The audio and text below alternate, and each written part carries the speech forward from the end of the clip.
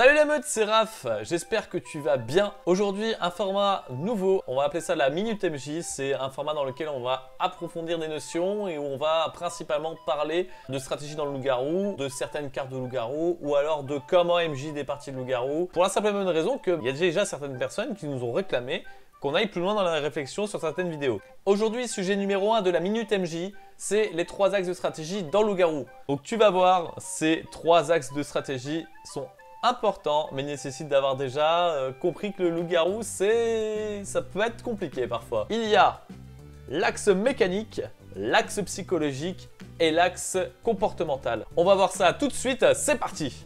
L'axe numéro 1, l'axe mécanique. Je parle de l'axe mécanique en premier, alors que pour moi, c'est quand même le plus important. Parce qu'en fait, c'est celui-là qui va articuler toutes les parties du loup-garou. L'axe mécanique, c'est ce qui va être défini par le système de jeu en lui-même.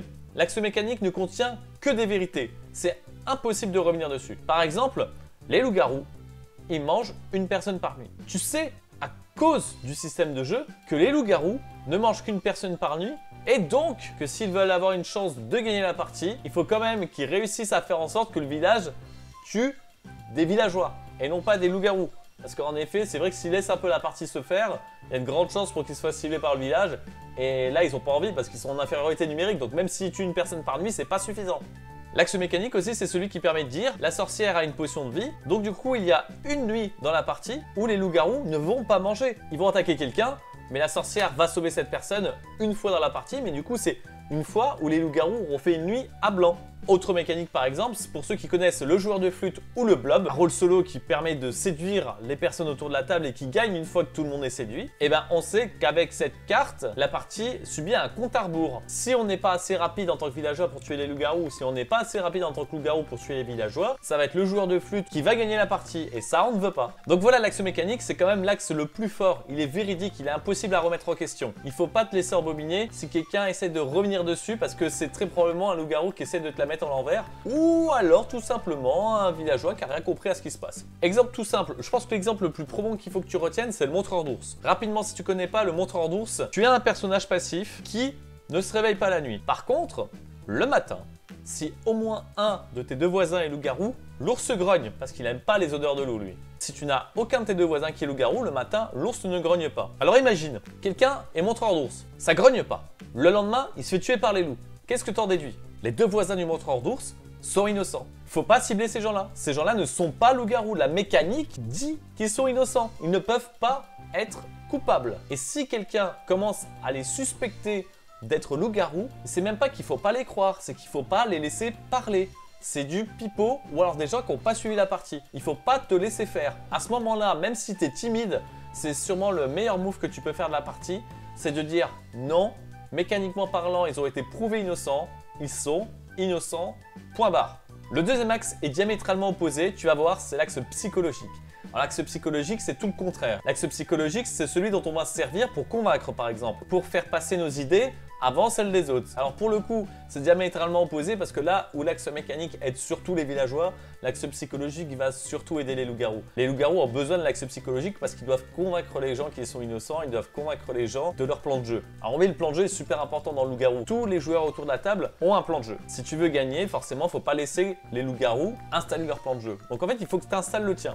Et c'est l'axe psychologique qui va faire que les gens vont préférer ton plan de jeu que celui des autres. Et ça, c'est super important. Mais c'est encore plus important si t'es loup-garou, parce que quand t'es loup-garou, t'as pas de pouvoir de villageois, t'as pas de carte qui prouve que t'es villageois, t'as rien du tout qui fait que les villageois vont penser que t'es pas loup-garou. Il n'y a que ta maîtrise de l'axe psychologique, il n'y a que ton plan de jeu qui va faire en sorte que les villageois vont se faire avoir et vont penser que t'es un des leurs, alors que pas du tout, t'es en train de les dévorer la nuit. L'axe psychologique est super important, mais tout seul, il est assez faiblard. En tant que loup-garou, si tu ne fais pas attention à l'axe mécanique, les gens vont très vite le voir et vont commencer à très vite douter de tes paroles. Quelqu'un qui réussit très bien à convaincre, mais qui n'a pas d'argument vraiment rationnel, ça fait peur. Les gens vont finir par te tuer. Quand t'es loup-garou, c'est ça, il faut laisser l'espoir dans la tête des gens que tu as la solution pour les sauver, alors qu'en fait, tu fais partie des ennemis. L'axe psychologique est un peu l'axe secondaire, d'autant plus qu'il n'est pas fiable du tout. Si t'es villageois, l'axe psychologique, il faut l'utiliser pour soi, mais il ne faut pas l'utiliser chez les autres. C'est-à-dire qu'en gros, si les autres essaient de te convaincre de certaines idées, mais que derrière, il n'y a que du vent, c'est-à-dire qu'il n'y a pas d'axe mécanique, il n'y a pas d'axe comportemental, il n'y a rien du tout, à ce moment-là, c'est un petit peu douteux. Les paroles de la personne sont très convaincantes, mais c'est tout. L'axe psychologique, il faut vraiment s'en méfier comme la peste si c'est pas toi qui l'utilise. Vraiment, c'est super important. Et du coup, le troisième, il intrigue forcément. Si les deux autres sont vraiment très forts, à quoi sert le troisième? Comportemental, psychologique, quelle est la différence? L'axe comportemental, c'est celui qui va définir les schémas de comportement. On n'est pas en train de convaincre quelqu'un. L'axe comportemental se situe un petit peu entre les deux. L'axe comportemental, c'est, on va dire, le sous-axe mécanique. Et là, je vois que je t'ai perdu, alors je vais te donner un exemple tout de suite plutôt que de continuer à parler dans mes théories.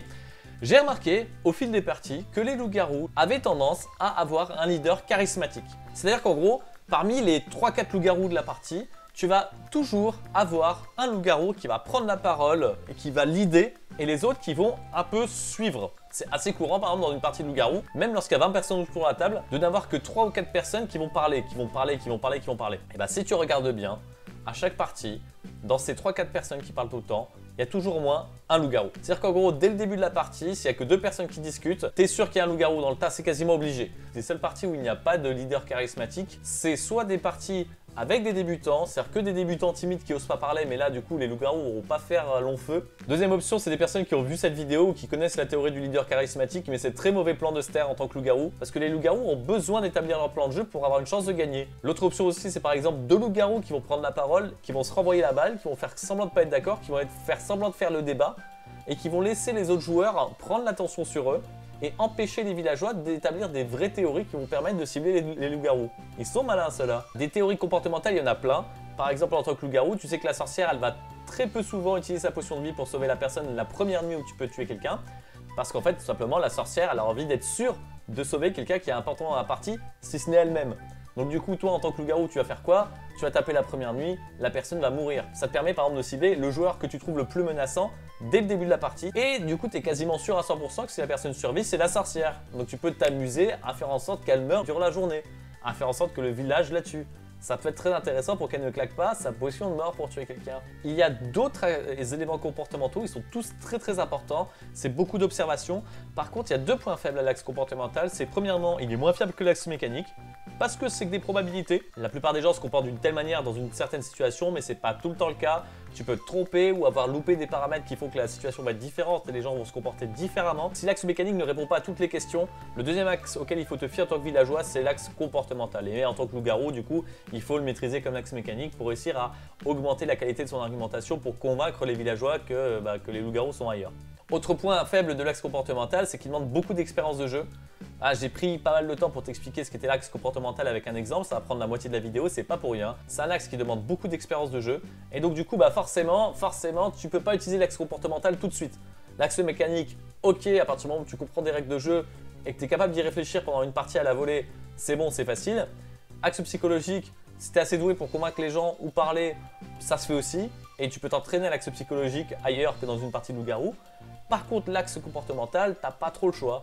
Tu peux éventuellement avoir 2-3 éléments dans d'autres contextes en dehors du loup-garou qui peuvent t'aider, mais finalement c'est beaucoup ton expérience de jeu dans le loup-garou qui va aider. Voilà, je pense que cette vidéo aura duré assez longtemps, j'espère qu'elle t'a plu. Il faut absolument que tu me dises ce que tu as pensé de cette vidéo dans les commentaires, et surtout, encore une fois, essaye d'utiliser tout ce qu'on te raconte, tout ce qu'on t'explique dans nos vidéos, dans tes parties de loup-garou. Je et moi, on sera ravis de savoir comment se déroulent tes parties de loup-garou au fur et à mesure que tu regardes nos vidéos. En tout cas, je n'ai pas parlé de tout dans cette vidéo, il y a les 3 axes, je les ai vite décrits rapidement. Ça pourra faire l'objet d'une vidéo un petit peu plus large, peut-être une vidéo avec Jus, peut-être une vidéo en minute MJ. Et c'est vrai qu'à partir du moment où on peut approfondir un sujet un petit peu plus, ça peut faire l'objet d'une vidéo dédiée pour l'axe mécanique, pour l'axe psychologique, pour l'axe comportemental. Certains éléments de comportement sont liés à des cartes très précises, donc là pareil, on reviendra dessus, il n'y a pas de souci avec ça. Si tu as envie d'approfondir certains points, pareil, dis-le en commentaire, on sera ravis d'y répondre, ici ou sur nos réseaux d'ailleurs. Comme d'hab, lâche un pouce bleu, fais tourner à tes potes, à la prochaine, ciao! Et le village s'endort.